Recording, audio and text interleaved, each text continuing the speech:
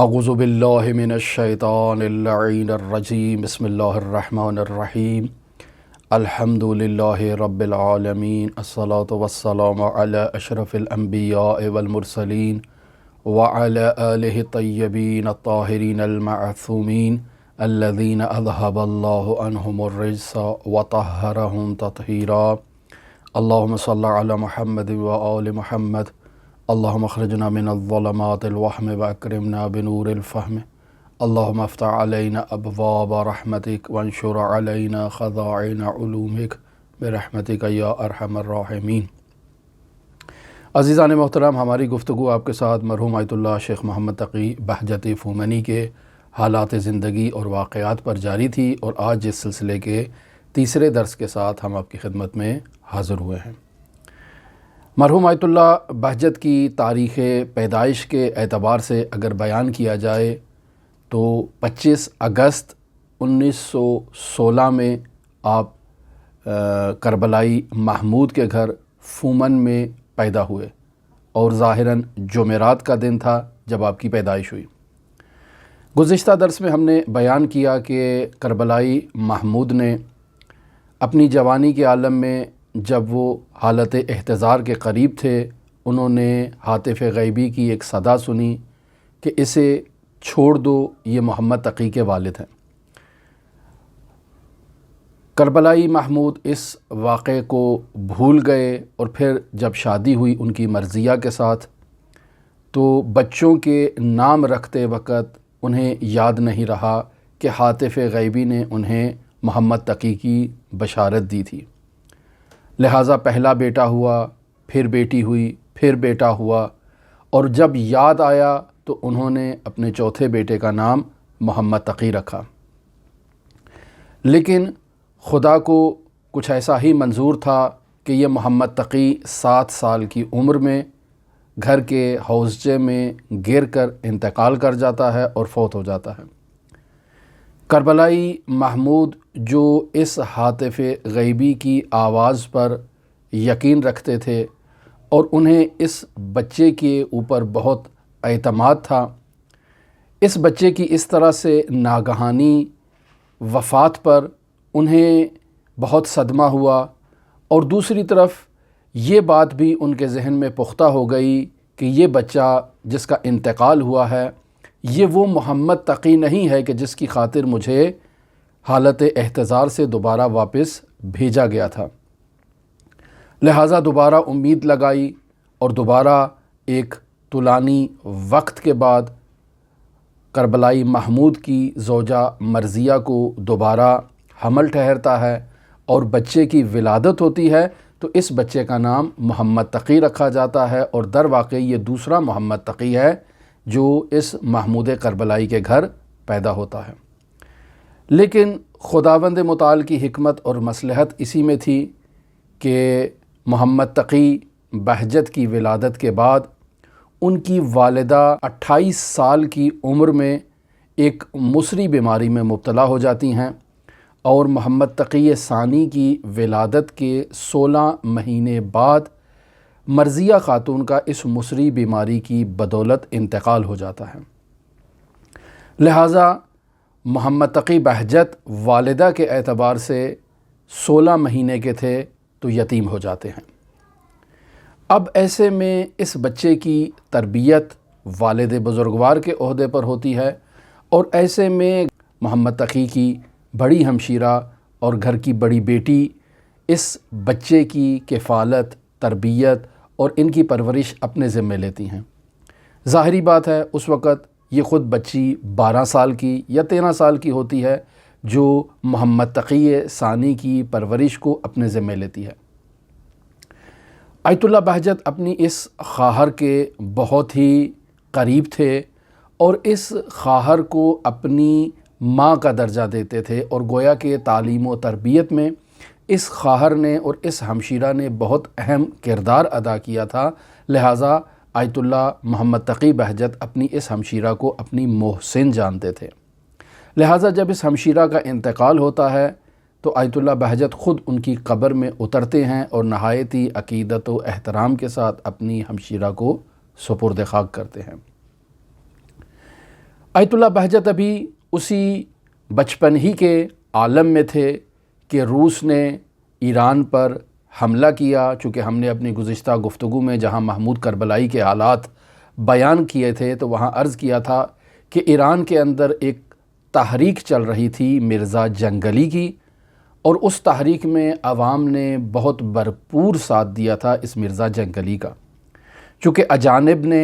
Iran पर हमला कर रखा था, बरतानिया ने हमला कर रखा था, और दूसरी तरफ से जो बरतानिया है उसने इन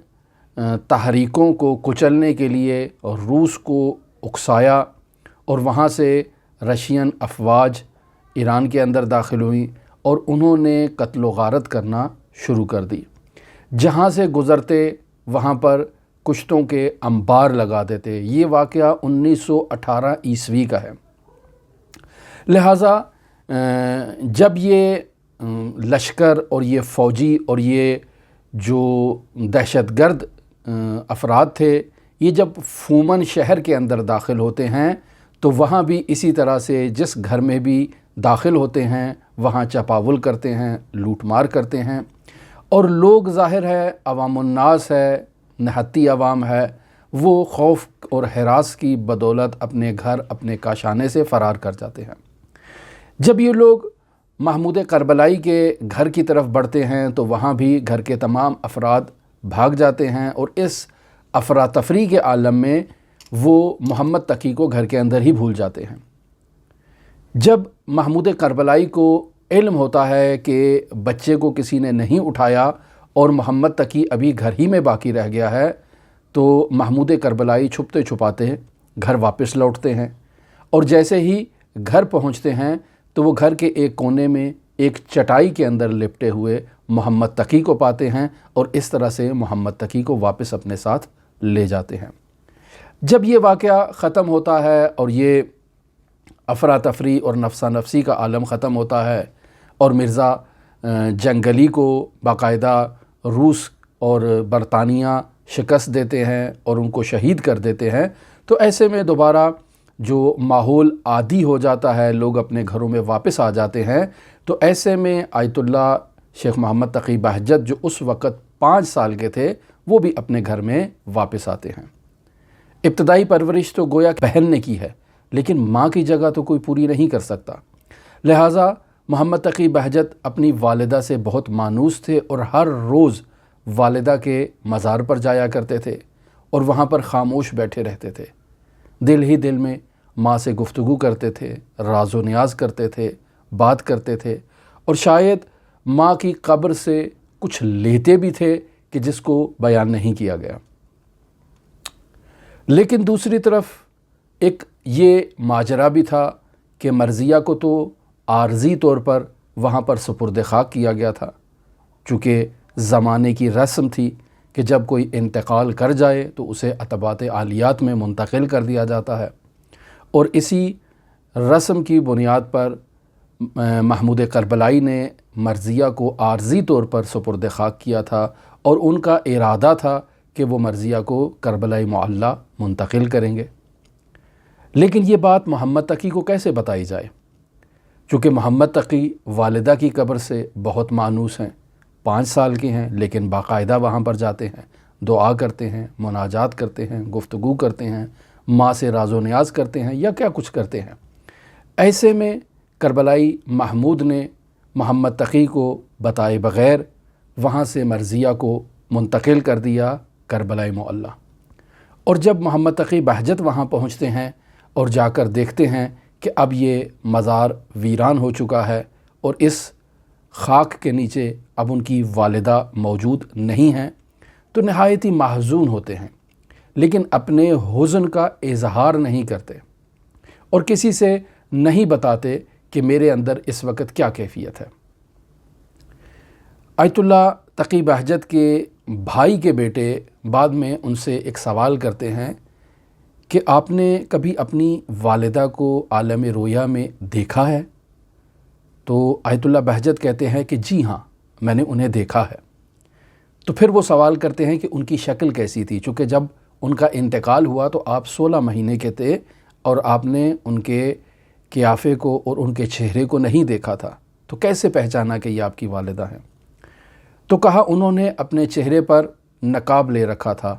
اور اپنے چہرے کو چھپا رکھا تھا۔ تو پھر یہ بچہ سوال کرتا ہے کہ وہ تو آپ کی محرم ہیں، پھر انہوں نے آپ سے پردہ کیوں رکھا تھا؟ آپ سے منہ کو کیوں چھپا رکھا تھا؟ تو آیت اللہ کہتے ہیں کہ وہ نہیں چاہتی تھیں کہ میں دوبارہ ان سے مانوس ہو جاؤں، چونکہ بچپن میں ان سے انس اختیار کر چکا تھا جب وہ فومن میں سپرد خاک تھیں، اور وہاں سے انہیں کربلا منتقل کیا گیا، اور ان کی جدائی میرے لیے بہت ہی دشوار تھی اور میں نے بہت سختی سے اس وقت کو بتایا۔ تو میری ماں نہیں چاہتی تھیں کہ میں ان کا چہرہ دیکھ کر دوبارہ ان سے مانوس ہو جاؤں اور دوبارہ پھر ان سے جدائی اختیار کرنا میرے لیے دشوار ہو۔ لہٰذا محمد تقی بہجت کی تربیت میں جہاں ان کی ہمشیرہ نے نہایت ہی عمدہ کردار ادا کیا ہے، وہاں ان کے والد بزرگوار کے کردار کو بھی فراموش نہیں کیا جا سکتا۔ چونکہ گھر کا سب سے چھوٹا بچہ ہے اور کوئی ولی اس کے اوپر موجود نہیں ہے جو اس کی تربیت کی، اس کی پرورش کی اور اس کی دیکھ بھال کی کفالت کرے، تو ایسے میں محمد تقی اپنا تمام وقت اپنے والد کے ساتھ بتایا کرتے تھے۔ اگر گھر میں ہیں تو گھر میں ہمشیرہ کے ساتھ، ہمشیرہ کے پیچھے پیچھے۔ آیت اللہ کے فرزند اس واقعے کو نقل کرتے ہیں کہ ان کی ہمشیرہ زمین میں کچھ کاشت کر رہی تھیں، اور معمولاً جو ہے وہ ایک نہال زمین میں لگائی جاتی ہے، ایک پودا چھوٹا زمین میں لگایا جاتا ہے تاکہ وہ شکوفہ ہو اور پھر پھل دے یا سبزیاں دے اور گھر میں مفید واقعہ ہو۔ تو ہمشیرہ ایک طرف سے کیاری میں وہ پودے لگاتی جا رہی ہیں، اور جب دوسرے کونے پر پہنچی ہیں تو دیکھا کہ محمد تقی نے ان تمام پودوں کو زمین سے اکھاڑ کر ایک گلدستے کی صورت میں دوبارہ ہمشیرہ کے حوالے کیا۔ انہیں تو اس بات کا علم نہیں تھا کہ یہ کیا کر رہی ہیں، تو دوبارہ اس گلدستے کو ہمشیرہ کے حوالے کر دیا۔ تو اس طرح سے محمد تقی تمام وقت گھر میں یا اپنی ہمشیرہ کے ساتھ رہتے یا اپنے والد بزرگوار کے ساتھ اپنا تمام وقت بتاتے، اور والد جو خاندان عصمت و طہارت علیہم الصلاۃ والسلام کے ایک سچے اور خالص عاشق ہیں، ان کا وقت تو مرثیہ لکھنے میں، اشعار اہل بیت علیہم الصلاۃ والسلام کی مدح میں کہنے میں تمام وقت بیت جاتا تھا۔ وہ مرثیہ پڑھتے تھے، مرثیہ لکھتے تھے، اور مرثیہ پڑھتے اور لکھتے محزون ہوتے تھے، ایک اپنی ان کی کیفیت ہوتی تھی، اور ایسے میں یہ محمد تقی بھی ان کے ساتھ ہوتے تھے۔ تو اس تمام مدت میں محمد تقی نے اپنے والد بزرگوار سے، خاندان عصمت و طہارت، خاندان اہل بیت علیہم الصلاۃ والسلام سے انس اور عقیدت کو اپنے والد سے لیا، اور ان تمام مراحل میں جہاں والد قصیدہ پڑھ رہے ہیں، قصیدہ لکھ رہے ہیں، محمد تقی بھی اپنی زبان حال میں ان اشعار کو زمزمہ کرتے اور اہل بیت علیہم الصلاۃ والسلام کے عاشق ہو گئے، اور یہ عشق ان کی زندگی کے آخری لمحات تک ان کے ساتھ رہا، اور وہ تمام زندگی اہل بیت علیہم الصلاۃ والسلام کے سچے عاشق رہے۔ لیکن بچہ ہے، اب اس کی تربیت کا وقت آیا ہے، تو اسے 7 سال کی عمر میں محمد تقی کو باقاعدہ ایک مکتب خانے میں محلے کے ایک عالم، ایک ملا اس کے حوالے کر دیا جاتا ہے۔ ظاہراً تو یہ عالم ہے، بچوں کی تربیت کرنا اس کی ذمہ داری ہے، لیکن قدیم زمانے میں افراد تربیت کرنے میں تھوڑا سختی بھی برتا کرتے تھے، اور یہ عالم مشہور تھا کہ اس کے پاس ایک لمبی چھڑی ہے کہ جس کے ذریعے سے یہ اپنے تمام شاگردوں کو کنٹرول کرتا ہے۔ وہ افراد کہ جو اس دور سے بخوبی آگاہ ہیں اور انہوں نے ان واقعات کو نقل کیا ہے، وہ بیان کرتے ہیں کہ کلاس میں، مکتب خانے میں ہم اشعار سیکھتے، ہم مختصر سا حساب سیکھتے، اور رسم یہ ہوتی تھی اس زمانے میں کہ بچوں کو 1-2 سال یہ ابتدائی چیزیں سکھائی جاتی تھی، اور اس کے بعد وہ اپنے والدین کے ساتھ اور بطور خاص والد کے ساتھ مدد کیا کرتے تھے ان کے پیشے میں، اور تعلیم کو ترک کر دیتے تھے۔ لیکن محمد تقی بہجت تو ایک خاص بچہ ہے، اس کی ولادت کی تو والد کو بشارت ہوئی ہے، والد اس کی تعلیم و تربیت سے جو ہے وہ اس کو نظر انداز نہیں کر سکتا۔ تو ایسے میں بچے نے مدرسے کے اندر اشعار سیکھے، فارسی ادبیات کو سیکھا، قرآن مجید کی مختصر صورتوں کو پڑھنا سیکھا۔ اب جب بچہ کلاس میں ایک نہایت ہی ممتاز اور نہایت ہی اچھی تعلیم و تربیت میں آگے بڑھ رہا تھا، تو جب کبھی استاد کلاس میں موجود نہ ہوتا تو یہ بچہ باقاعدہ مانیٹری کے فرائض انجام دیتا، تمام بچوں کو کنٹرول کرتا اور استاد کی نشست کو باقاعدہ خالی نہ رہنے دیتا اور بچوں کی تربیت کرتا۔ لیکن ایسے میں استاد نے اپنے بچوں کو کنٹرول کرنے کے لیے ایک مرتبہ محمد تقی بہجت کو بھی پٹائی کی اور انہیں بھی جو ہے وہ ان کے ہاتھ پر چھڑی ماری۔ اب جب ایسے میں محمد تقی بہجت جو ابھی مکتب میں موجود ہیں، جو نہایت ہی ذہین اور فطین طالب علم ہیں اور اچھا پڑھنے والے ہیں، کبھی ان سے کوئی خامی اور کوتاہی سرزد نہیں ہوئی ہے، تو ایسے میں جب استاد نے دوسروں کو سبق سکھانے کے لیے بچے کو متنبہ کیا تو محمد تقی بہت افسردہ ہوئے اور اپنے والد بزرگوار کے حضور آ کر انہوں نے باقاعدہ معلم کے اس عمل کی جو ہے وہ ناراحتی اور اپنی تکلیف کا اظہار کیا کہ میرے ساتھ زیادتی ہوئی ہے۔ محمد تقی بہجت کے والد جو کہ ایک شاعر تھے، انہوں نے بچے کے لیے اس تکلیف کو دور کرنے کی خاطر، اس کی اس پریشانی کو دور کرنے کی خاطر باقاعدہ اس مربی کے لیے، اس معلم کے لیے، اس ملا کے لیے باقاعدہ ایک قصیدہ تحریر کیا تاکہ اس کی سرزنش کی جائے کہ اس نے کس حق سے اور کس جرأت کے ساتھ اس بچے کو مارا ہے۔ لہٰذا شعر کہا کہ محمد تقی جان مرا چوب زدن یعنی چے، گل و بستان مرا چوب زدن یعنی چے، شاخ و ریحان مرا چوب زدن یعنی چے، لب و دندان مرا چوب زدن یعنی چے۔ یعنی باقاعدہ ایک اشعار کے ذریعے سے انہوں نے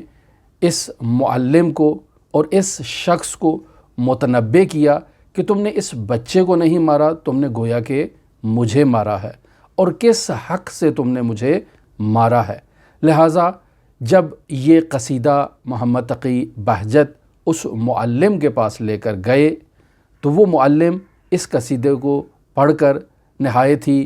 جو ہے وہ انہیں اپنے فعل پر پشیمانی ہوئی اور دوبارہ انہوں نے کبھی محمد تقی کے ساتھ زیادتی نہیں کی۔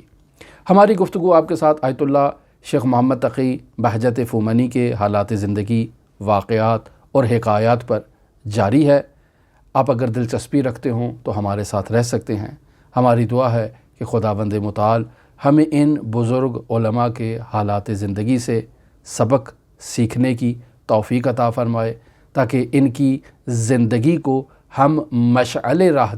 بنا کر حضرات ائمہ معصومین علیہم الصلاۃ والسلام کے حالات زندگی کو بہتر انداز میں درک کر سکیں، سمجھ سکیں اور ان پر عمل کر سکیں۔ اللہم صلی علی محمد و آل محمد وعجل فرج قائم آل محمد۔